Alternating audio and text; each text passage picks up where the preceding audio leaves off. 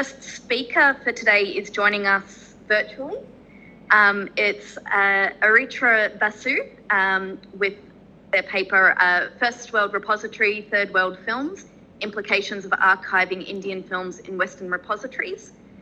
Rita is an MPhil research scholar in the Department of English at the University of Delhi and is working on the translatability of riddles in Feluda. Good afternoon, everyone, and good evening from India. My name is Aritra Basu, and today I would be presenting my paper called First World Repository, Third World Films, Implications of Archiving Indian Films in Western Repositories. So, without any further ado, let me begin. Archiving films and the decision associated with which films to archive is a detailed, lengthy, coordinated, and draining process. The differences that exist between the levels, seriousness, and extent of archiving films in a first world country and a third world country would seem obvious at the onset, especially if the former country in question is England, producing films primarily in the universal language English, and the latter country is India, where there are films in every possible language, with English not featuring in the top 10 languages in which films are made. However, there is little scholarship on this matter, since such an analysis would seem redundant at the best and preposterous at the worst. This does not take away the accolades and achievements collected by an organization like Cinema Memory and the Digital Archive, CMDA, which specializes in 1930s Britain and beyond, and who have also very kindly organized this conference. It has contributed significantly towards the archiving of British films across decades. In India, the problem with archiving films begins with the lack of a substantial nationalized body for archiving films, which has managed to retain its records to this day. Despite the huge popularity of the National Film Archive of India, NFAI, the fire caused at its Pune headquarters in 2013 has managed to cause significant damage to the physical copies of the films that had been hitherto archived at the building's physical archives. This paper begins with a question as to why, even in the second decade of the 21st century, with cloud storage making such significant progress, has the government of India and all the other associated bodies not shifted to a digital platform of archiving like Criterion? The existing website mostly shows a message that reads, "Updating this database is in process," as you can see on your screens right now, when one searches for a movie in languages like Punjabi, Assamese, or Bengali in the late 20th century. Thus, the lackluster attitude of a national resource repository towards regional films brings to the fore an important query, namely, why is there a hegemony of films made in Hindi? This same website shows a lot of films in Hindi without any buffering or redirection, as I will show you right now. As you can see, when the language is Hindi, we are already seeing a lot of films in the year 1997, 1999, and many others. Though there are local archives like the Media Laboratory at the Department of Film Studies at Jadavpur University or websites like indiancin.ma, the standardization of such archives is still a long way into the future. Hindi cinema, precisely for its geographical outreach, has always had the lion's share of funding, importance, and representation. Out of the 54 official entries made by India in the category of Best Film in a Foreign Language at the Academy Awards, 26 are films in Hindi, and the only Bengali films to have been ever nominated are Opur Shamshar and Mahanagar, both directed by Satyajit Ray. However, the free versions of both these movies available on YouTube are the ones restored, archived, and collected by Criterion Collections, an American company. As you can see, this is in full HD quality at the bottom of your screen, and the archiving is done by Criterion Collection. Therefore, it comes to us as no surprise that these movies have HD versions of them available for free on YouTube. However, one cannot be sure whether the versions available on YouTube have been processed legally or not, but their availability on a free public platform remains unquestionable. However, if one looks beyond the aura of Satyajit Ray and his well-earned fame, then the situation of Indian regional cinema is pathetic. The print quality of films produced in the later half of the 20th century in India was poor or average in most cases, and there has been little to no effort given by local streaming services like Hoichoi, Z5 and others to ensure the availability of a standardized copy of these films on their platform. Nor is there a repository like Criterion to ensure that the films which could have left a mark on the generations to come are stored properly. Films produced in the 21st century are safe from this problem because now we have entered the era of digitalization. One of the many possible reasons behind the advent of digital culture in India without the existence of a proper archiving body is the rampant culture of illegally watching content in India using platforms like Torrent, Telegram, and the like. And the second problem which filmmakers face is the paucity of target audiences. When it comes to watching a film in theaters, this problem does not arise. But archiving a film for eternity takes a lot of time, effort, and capital investment. If the viewers are not going to return to watch these films time and again, then it would be a dead-end investment. Let us take the example of Criterion and the two Ray films that have been already referred to in this presentation. If anyone is given the two options, first of watching the film in 1080p in free on YouTube, and the other for creating a paid subscription on Criterion, which one would you choose? Notwithstanding the obvious answer to this question, the films from India that have been archived in Criterion are heavily reliant on Satyajit Ray, as you will see in this slide. As you can see, if you look closely in the director column, it's largely dominated by Satyajit Ray. There are only 25 films that this archival project has chosen, and 16 of them are by Ray. When one wants to sign up for any one of these films, this is what the website shows. Upon clicking this sign up button on the left hand side of your screen, this appears what is there on the bottom of your screen. If this is the status of the films of a director who has won the Lifetime Achievement Award from the Academy, then one has to wonder what would happen to lesser known directors like Hrithik Ghatak and Mrinal Sen. The apparent dominance of Hindi films on the NFAI website is surreptitiously countered by the superseding dominance of Bengali films on a website like Criterion, which has been accepted by cinephiles and award ceremonies across continents. Therefore, the lack of a national platform for all the regional languages is partially fulfilled by an American repository. However, this has several implications in the present day and age of understanding the position of India in the digital landscape of the world, if one takes cinema and its archiving to be the avenue through which such a perspective would be evaluated. Starting a comparison with the CMDA website with NFAI and Criterion, it comes to one's immediate notice that the focus with which CMDA works is more detail-oriented, centered around England and its ancillaries, and targeting mainly a simultaneous thorough list of all documentaries and questionnaires in the UK in the last 100 years, whilst also making them available for streaming, probably against some sort of subscription. This is what the home website of CMDA looks like. Though this website works more towards expanding our knowledge and understanding of how audiences relate to and remember the experience of cinema going, the amount of seriousness with which this is done is not found in India, or more specifically in West Bengal. Although there is the Satyajit Ray Film and Television Institute SRFTI in Kolkata, it mainly focuses on training interested candidates in different domains of filmmaking. When it comes to archiving films, the website of this institute or that of the Film Television Institute of India FTII in Pune do not have an archives section in their menu, as you can see on their websites on your screen now. As you can see, no archives section in the FTII website and no archives section in the menu section of the SRFTI website as well. Although the institutes are there in India, they are just primarily concerned with preserving the movies from the old days. This facet does not sit well with Bengalis, who are often accused of being clingy to the past. Most of the metro railway stations in Kolkata have been named after people who have passed away, and the culture of this part of the people of this part of India is quintessentially centered around nostalgia. Therefore, storing and archiving films of cult Bengali directors should have been one of the primary agenda of the Bengali intellectuals. This, however, did not happen.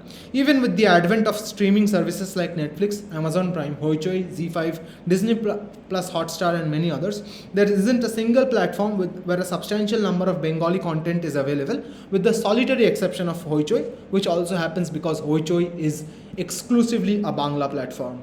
A sneak peek into the first page of the search result for Bengali films on Hotstar would tell us an interesting story. Please take a look. These films, which are appearing for the category Bengali, are not all Bengali films. The ones which have been marked with a yellow tick are English movies or documentaries. Not only are many of these films or documentaries in other languages, but they also constitute 1/5 of the films which appear when searched for Bengali films. It is not that Hotstar does not have enough Bengali films to show, so the reason behind this apparent algorithmic glitch remains unknown to me at this point. On the other hand, Amazon Prime offers both old and new films on its first page search for Bengali movies. Whilst this approach is very suitable to gain a viewership in a locale where the streaming industry is still finding its footing, such an anecdote does not help the cinema archivist much. Out of the 12 films we now see, 4 are from the previous century, namely Boshanto Bilap, Shonar Kella, Dhonnime, and Hirak Raja Deshe. This leads one to argue that the films produced in the present day and age have had more representation on online streaming platforms, and with good reason, because it's very easy to find good quality prints of these films. The platform Hoichoi, however, tells a different story.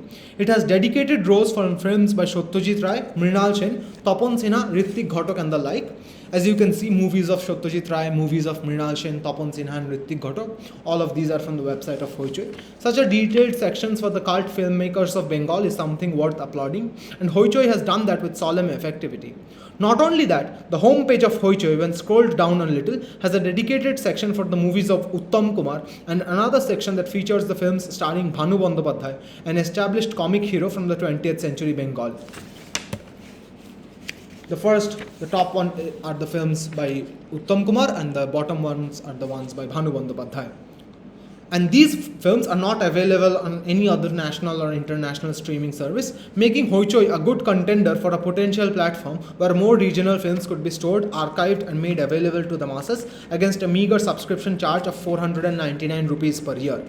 However, that does not take away the fact that Criterion does store a significant number of raised films, many of which are not available for free on YouTube or on any other streaming service. But in this case, we will take the example of Charulata because it's available for free in India. The other films which are there on Criterion cannot be accessed from India without a VPN. And Charulata, which has been recently added to Mubi, was not available on any other streaming services until that addition. When Criterion chooses a film from India to archive in its digital database, what are the criteria it follows while finalizing the names for it? Taking the instance of Charulata, we see that this film won the Best Film Award at the National Film Award of 1965, as well as the Silver Bear for Best Director at the 15th Berlin International Film Festival. In 2013, Criterion decided to restore it for its collection, and they have also added subtitles to the film. English subtitles, needless to say. Such strong accreditations do not run through all the films that have been selected by Criterion. The Stranger, Aguntuk, Ray's last film 1992, has been criticized by many, and the film Elephant God is mainly made for children and young adults. But both of these have been selected by Criterion for archiving. In his book Our Films, Their Films, Ray writes with a sense of hopeless resignation, "It is easy to tell the world that film production in India is quantitatively second only to Hollywood, for that is a statistical fact. But can they be said to be of the same quality? Why are our films not shown abroad? Is it solely because India offers a potential market for our own products? Perhaps the symbolism employed is too obscure for foreigners, or are we just plain ashamed of our films?" Whether we are ashamed of our films or not is a question that still stands to be answered, but it can be stated with an assurance that the West is certainly not ashamed to keep films made by Ray, at least in their repositories. Even if we ignore the question what constitutes the West for the time being, the implications of such archiving projects can be seen manifested in the film festivals held in cities like Kolkata. For instance, this book, published in the year 2013 by the managing director of Kolkata International Film Festival, discusses the relevance of films made in West Bengal in the contemporary age. One could argue that such a book has been made possible largely by the patronage of countries like France, Germany or USA. Though these acts of maybe Ray getting the Golden Bear or the Oscar are more of recognition than of direct patronage, one cannot help but remember a line from Nochiketa's famous song Intellectual, "Deshe je paয় না মান তারাই তো যায় কান, তৃতীয় বিশ্ব পায় ব্রোঞ্জের Hanuman," which could be roughly translated to, "Only those who head to Khan who fear that they can't make it here, then they hold their bronze bears dear." Therefore, the recognition that Ray received from foreign countries made him more acceptable in Bengal. When we look at conditions of the other Bengali directors of the 20th century, most importantly Ritwik Ghatak, we see that the condition of Ghatak was so poor that he allegedly died of hunger. Thus, without an appreciation of the West, one cannot go very far in making their films commercially successful. However, the most important implication of archiving Indian films in Western repositories is the issue of financial outflux. Irrespective of the fact that films archived by Criterion cannot be accessed from India, Criterion still makes money every time someone from the land of Ray or Ghatak clicks on their website, and if they take a subscription from another country, then their joy knows no bounds. Why would such a scenario exist? Ray, Ghatak, Mrinal Sen, Tapan Sinha and the like had spent years in hard work to produce masterpieces that have been appreciated all over the country and sometimes internationally. Why would an American company profit from the hard work of India? And why is the Censor Board of India and other associated bodies with the production and promotion of films not doing anything to stop this? Though Criterion has not violated any international copyright rules and has maintained all protocols while archiving these films from India, the question still remains as to why Indian companies or film industries are not taking up these projects themselves. Going beyond the realm of legalized reprints and archiving projects, the Criterion restored versions of films like Opur Sangsar and Charulata available on YouTube have not been uploaded by Criterion. The 1080p version of Charulata has been uploaded by Choyon Bormon, while Opur Sangsar has been uploaded by a channel called Grand Canyon. Whether these have been legally outsourced by Criterion remains to be found out, given that Criterion has their own YouTube channel. However, they have not uploaded any full-length films to that channel in the recent past. Therefore, with such a convoluted playing field, the issue of archiving Indian films in Western repositories becomes a complicated issue. Regardless, both Criterion and CMDA have done a wonderful job of restoring and archiving films, which very few organizations have done, so they deserve some praise in that context as well. However, Indian companies should also come forward and contribute to this project largely in the days to come. Thank you. I have a question for Aritra, and I would be interested in the legal situation of these films that are circulated on YouTube or Criterion Collection and so on, because I came across a case where a film produced in Algeria was digitized by a German institution, but from a festival copy that had remained in Germany. And then the German institution re-edited it on DVD and kept on removing it from YouTube. So they, by digitizing it, created new copyrights to it. And I was just curious to know more about the situation of Indian films recirculated in this way. Okay. Thank you so much for your question. The legal status of these films at this moment are still with the people who have created these films. For example, Opur Sangsar, which was sponsored by the government of West Bengal, or Charulata, which was sponsored by, don't exactly remember who the producer of that film was, but whoever the producer was, that person still has the copyright. But Criterion has acquired the copyright of digitally archiving these films from the respective producers of these films. There is no illegality involved in Criterion's restoration of these films.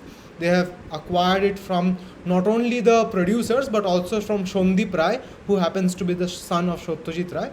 I can talk about the films which have been archived, which have been directed by Satyajit Rai only in this case, because the rest of them I'm not very sure about. But since Criterion is such a big platform and they have done this with not only Indian films but also with films from all the other countries, I think they follow a proper legal process. But as far as these films which are uploaded on YouTube are concerned, as I have already mentioned in my paper, I don't really think that the versions which are available on YouTube have been legally outsourced by Criterion, because if that would have been the case, then all the films would have been uploaded by one or two channels. But all the films which have been uploaded by Criterion are uploaded on YouTube by separate channels. And these people are just random people. They are not even like proper YouTubers or anything of that sort. They have just recorded that video on a player and then uploaded it separately and then restored and had managed to keep it in the 1080p picture quality using some video editing software or something like that. So the YouTube versions are not legal in all probability, but the ones which are available on Criterion are. On the other hand, the versions of these films which are available on streaming platforms like Hoichoi, they are again legalized, and Hoichoi is legally allowed to stream the films which they have on their platform, but they have not gained. There is not a single platform on any of the OTT platforms which has all the three movies of the Opur trilogy, namely Pother Pachali, Opur Sangsar and Aparajito. There is not a single platform which has all the three films. We have to go to separate platforms to access these three films one after the other because they form a trilogy. But Criterion also doesn't have all the three. So the thing remains that even though the legalization and the archiving is still underway, but there is still a lot that is left to be done. And the YouTube legalization, I don't think they are legal.